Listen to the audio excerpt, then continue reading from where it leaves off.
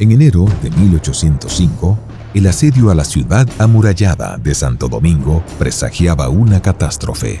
Los franceses y dominicanos, aliados por conveniencia frente a un enemigo común, se encontraban en condiciones desesperadas. Los alimentos escasearon y, para mantenerse con vida, la población se vio forzada a consumir primero sus mulos de carga, perros y hasta ratas. El ruido de los cañones enemigos rompía el silencio tropical y el humo de la pólvora se mezclaba con el aroma salado del mar Caribe.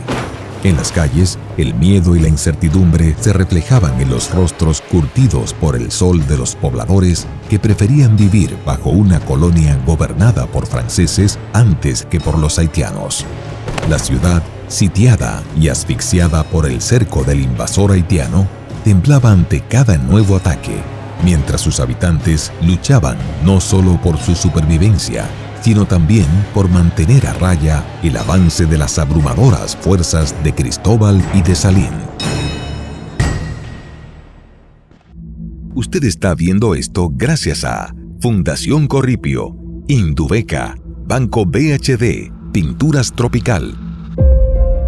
A lo largo del año 1804, Jean-Jacques Dessalines, como gobernador general de Haití, centró su atención en la organización política y económica del nuevo Estado.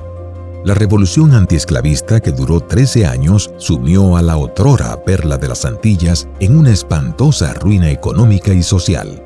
Para la joven República de Haití, tal situación significaba un enorme reto, porque, además de la necesidad de restablecer el comercio tanto interno como externo, sus dirigentes tenían el deber de proporcionarle a los antiguos esclavos, ahora hombres libres, las fuentes de trabajo necesarias que les permitieran vivir dignamente. Por su lado, en el Santo Domingo español, el general Luis Ferrand, designado por Napoleón como capitán general y gobernador, hizo lo propio que los haitianos y aprovechó el año 1804 para reorganizar la colonia, sobre todo en el plano político, administrativo y militar, a fin de protegerse de posibles ataques tanto de haitianos como de ingleses. Originalmente, la guarnición militar que Ferrand encontró en Santo Domingo era de 400 hombres, a los cuales se sumaron 600 soldados que integraban el contingente que acompañó al general desde el Cibao. Unos 300 soldados franceses que se encontraban en Puerto Rico, Cuba y Venezuela regresaron a la isla a raíz del llamado que hizo Ferrand y se unieron a otros 500 soldados pertenecientes a la Guardia Cívica Dominico-Española. Para finales de 1804, con una guarnición militar de 1.800 hombres, Ferrand se sentía seguro para proteger lo que constituía el último reducto militar francés en la isla de Santo Domingo. Todavía más importante era el hecho de que, cuando llegara el momento oportuno, Ferrand estaba decidido a invadir la parte occidental con el propósito de reconquistarla y luego restablecer el sistema de la esclavitud. Incluso, a principios de ese año, ordenó mediante decreto que en los pueblos fronterizos fueran apresados haitianos menores de 14 años para ser vendidos como esclavos. Al conocer estas medidas y planes de Ferrand, Dessalines y su Estado Mayor organizaron una invasión militar para expulsar a los franceses de la parte española de la isla. Al proceder así, estaban convencidos de que, controlando la isla completa, preservarían la independencia nacional y la libertad de sus ciudadanos. A principios de enero de 1805 llegaron noticias a Santo Domingo de que Dessalines y Cristóbal encabezaban una invasión armada de más de 20.000 hombres que penetraron a territorio dominicano por el sur y norte con el propósito de sitiar a la ciudad, cortar los suministros y forzar la rendición de sus habitantes. Pero Ferrand, sus tropas y los dominicanos que lo apoyaban, que preferían ser gobernados por los franceses en lugar de los haitianos, se habían preparado lo suficiente como para repeler de manera efectiva cualquier ataque proveniente de la parte haitiana. Durante casi 3 meses de mucha incertidumbre, dominicanos y franceses resistieron el sitio de los invasores. Pero fueron tantas las estrecheces padecidas por la población encerrada en las murallas que ésta se vio obligada a consumir carne de caballos, burros, perros y se dice que hasta ratones. El momento llegó en que muchos creyeron que la ciudad estaba a punto de caer en manos de los invasores, cuando todo cambió inesperadamente, pues en el placer de los estudios apareció una escuadra francesa que navegaba por las Antillas para atacar las posesiones inglesas. Una de las fragatas se acercó al puerto para brindar asistencia en materia de provisiones, lo que alivió considerablemente la situación de extrema escasez de alimentos que padecía la población, al tiempo que elevó la moral tanto de franceses como de los dominicanos. 2 bergantines de esa escuadra francesa continuaron navegando rumbo al oeste, y esa circunstancia hizo suponer a Dessalines y Cristóbal que tal vez algunas de sus fragatas se dirigían a Haití, razón por la cual levantaron el sitio a la ciudad y se retiraron de manera apresurada. No obstante, durante el trayecto del ejército haitiano hacia Haití, los soldados de Dessalines y Cristóbal incendiaron y redujeron a escombros gran parte de las poblaciones que encontraron en el camino. Existen documentos fidedignos dando cuenta de que hubo saqueos, destrozos e incendios en los pueblos de Monteplata, Cotuí, La Vega y Santiago, mientras que el 3 de abril, en Moca, en ocasión de un Te Deum que se celebraba en la iglesia del pueblo, una cantidad indeterminada de pobladores fueron degollados. La memoria colectiva dominicana aún recordaba el trágico final de los integrantes del Batallón Cantabria, todos dominicanos que se encontraban de servicio en la parte occidental y quienes por órdenes de Toussaint fueron ejecutados, en represalia al hecho de que los dominicanos preferían ser gobernados por los franceses antes que por los haitianos. Desaparecido el peligro haitiano en 1805, Ferrán creyó que tendría la oportunidad de estabilizar las actividades económicas y administrativas de la colonia. Aspiraba a proporcionarle paz, bienestar y seguridad al colectivo dominicano, cuyas raíces hispánicas eran inalterables.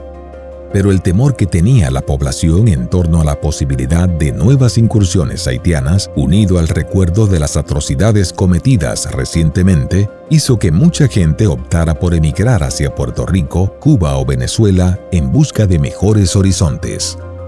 Al siguiente año, Dessalines cayó asesinado, víctima de una conjura política, y Haití se vio estremecido por nuevos conflictos internos que dividieron al país en 2 estados, una república en el sur y una monarquía en el norte.